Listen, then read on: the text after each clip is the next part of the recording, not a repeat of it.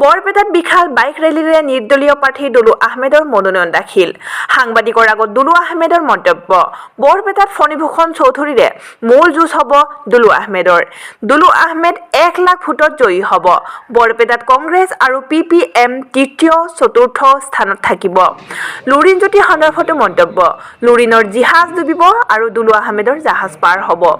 3 নং বৰপেটা লোকসভা সমষ্টিৰ নিৰ্দলীয় প্ৰাৰ্থী হিচাপে আজি বৰপেটা জিলাৰ আয়ুক্ত আয়ুষ গাৰ্গৰ হাতত নিজৰ মনোনয়ন পত্ৰ দাখিল কৰে। মনোনয়ন দাখিলৰ সময়ত কণ্ঠশিল্পী ভিগু কাশ্যপো উপস্থিত থাকে। ভিগু কাশ্যপে গুণগুণালে দুলু আহমেদক লৈ লিখা গীত। দলে বোলে হাজাৰ হাজাৰ এতিয়ালৈ আপুনি চাব বৰপেটা সদৰ টাউনৰ পৰা আহিবই পৰা নাই ইয়ালৈ।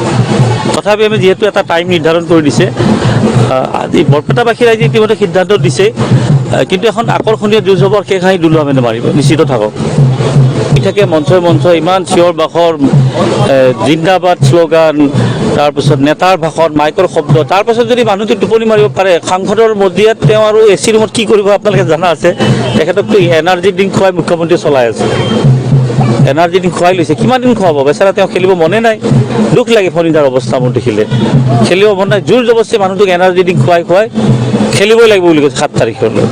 গতিকে তেনেগৰাকী জ্যেষ্ঠ ব্যক্তিক বৰপেটা বাসী ৰাইজে সাংসদ কৰি কাৰণে সমষ্টিটো আৰু 20 বছৰলৈ পিছুৱাই লৈ যাব খোজা নাই। আৰু এইবাৰ ৰাজনীতি বুলি ক'লে অসমৰ যুৱ প্ৰজন্মৰ ঘৃণা ভাৱ উপজিছে। এই বৰপেটাৰ যুৱ প্ৰজন্ম এইবাৰ এটা ৰাজনৈতিক সমীকৰণ সলনি কৰি দেখাব যে ৰাজনীতিকবিলাক যেতিয়া বেয়া হয়, যুৱ প্ৰজন্মই কি কৰিব পাৰে বৰপেটাৰ ফলাফলে প্ৰমাণ কৰিব। আচলতে এইবাৰ কংগ্ৰেছ, ADP, BJP আৰু বিভিন্ন দলৰ মাজত দুলু আহমেদ অকলে।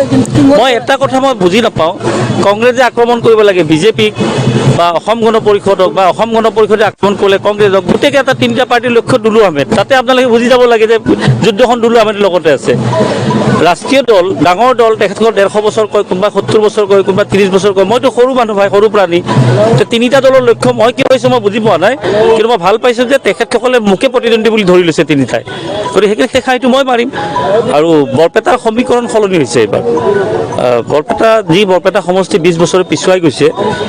ৰাইজে আৰু বিচৰা নাই যে ফণীভূষণ চৌধুৰী ডাঙৰ, তেখেতক সন্মান দিব। সন্মান মানে তেওঁ যে নাযাওঁ কৈছে সেইটো সন্মান। আৰু ভোটদান মোৰ পক্ষত থাকিব একেবাৰে নিশ্চিত। মূল যুঁজ বুলি ক'লে ধৰি লওক, ইয়াতেতো চাওক যিকোনো প্ৰতিযোগিতাত এজন প্ৰথম দ্বিতীয় থাকেই। এইফালৰ পৰা ফণীভূষণ আৰু দুলু আহমেদৰ মাজত মূল যুঁজখন হ'ব আৰু প্ৰায় 1 লাখৰ ওচৰত মই জয়লাভ কৰিম। আৰু কংগ্ৰেছ আৰু CPMৰ কথা যে কৈছে, তৃতীয় চতুৰ্থ স্থানত প্ৰায় 3 লাখ 4 লাখৰ ভোটৰ ব্যৱধান থাকিব, নহ'লে দুলু আহমেদে ৰাজনীতিয়ে নকৰে। ফেক্টৰে নহয় বুলি ক'লোঁ মই। ফণীভূষণটো ফেক্টৰ হ'ব বুলি কৈছোঁ যে প্ৰতিদ্বন্দ্বিতা হ'ব, মই 1 লাখৰ ভোটত জয়লাভ কৰিম। কিন্তু কংগ্ৰেছে গোটেই বৰপেটাবাসী ৰাইজৰ কেৱল ভোটটো ল'লে ঠগাই গ'ল। কাৰণ ইয়াতেতো বেলেগৰ সাংসদ নাছিলে, বেছি সময় কংগ্ৰেছৰ আছিলে। আৰু এতিয়া কি হৈছে, প্ৰতিটো দলত বিসম্বাদ হৈছে। বিজেপিৰ বিসম্বাদ হৈছে যে এই চিটটো বিজেপিয়ে কিয় অগপকে এৰি দিলে। এই বিসম্বাদী ভোটটো দুলু আহমেদে পাব। অসম গণ পৰিষদৰ জ্যেষ্ঠসকল বঞ্চিত হোৱাৰ পাছত ফণীভূষণ চৌধুৰী নেখেলা পাৰ্টিগৰাকীক যেতিয়া দিলে, অসম গণ পৰিষদৰ বিসম্বাদ হৈছে, বিসম্বাদী ভোট দুলু আহমেদে পাব। কংগ্ৰেছৰ বিসম্বাদ এটা চৰিত্ৰ নেতাসকলৰ। UDF নেখেলো বুলি কৈছে, দুলু আহমেদক মুকলি সমৰ্থন দিম বুলি কৈছে। RSSৰ ভিতৰে সমৰ্থন দিম বুলি কৈছে। মোকতো ইমান সমৰ্থন নালাগে, যাৰ বাবে মই নিৰ্দলীয়ভাৱে খেলিছোঁ। আৰু মোৰ লগত দলো নাই, মোৰ লগত দালালো নাই, যাৰ বাবে ৰাইজ মোৰ লগত আগুৱাই আহিছে। মুখ্যমন্ত্ৰীৰ মানুহ মই ক'লোঁ কি, মই যিদিনাখনে বৰপেটাবাসী ৰাইজে সাংসদ কৰি মোক পঠিয়াব, মুখ্যমন্ত্ৰী যিটো বৰপেটাবাসী বাংলাদেশী বুলি কয়, আপোনালোক সাংবাদিকসকল বাংলাদেশী নেকি? বাংলাদেশী নহয়। এই শব্দটো মই বন্ধ কৰাই দিম। আৰু মুখ্যমন্ত্ৰীৰ লগত মোৰ প্ৰথমৰ পৰা প্ৰতিদ্বন্দ্বিতা আছে, যাৰ কাৰণে মোৰ সমষ্টিটো হাজো সমষ্টি যিটো বৰপেটাত অন্তৰ্ভুক্ত হৈছে, মুখ্যমন্ত্ৰী গম পায় যে 26ত দুলু আহমেদ জয়লাভ কৰিব, যাৰ কাৰণে অনুসূচিত জাতি কৈছে। এতিয়া ভাল বেয়া ৰিজাল্টটো আপোনালোকে তাতে ওলাই লওক। মোৰ লগত যদি মুখ্যমন্ত্ৰী ভাল থাকিলে হয়, মোৰ নিজৰ হাজো সমষ্টিটো অনুসূচিত জাতিৰ বাবে সংৰক্ষণ কৰিলে। এইটো ভাল বুজায় নে বেয়া বুজায়? এইবিলাক কংগ্ৰেছৰ প্ৰচাৰ। আৰু সেই কংগ্ৰেছৰ 90% নেতা মুখ্যমন্ত্ৰীৰ গোলামী কৰি আছে বুলি ক'ব, চাকৰামী কৰি আছে বুলি ক'লেও ভুল নহয়। যিসকলক গাত লাগি মইতো স্পষ্ট কাৰা কথা কওঁ, সকলোৱে জানে। জাহাজ হ'ব বুলি মই 100 বাৰ কৈ আছোঁ।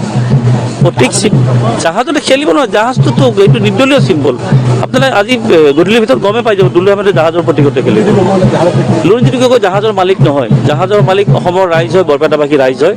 আৰু খন্তেক সময়ৰ পিছতে গম পাব দুলু আহমেদৰ প্ৰতীক জাহাজে হয়। মোৰ জাহাজে পাৰ পাব, লুৰিণজ্যোতি গগৈ পানীত ডুবিব জাহাজটো।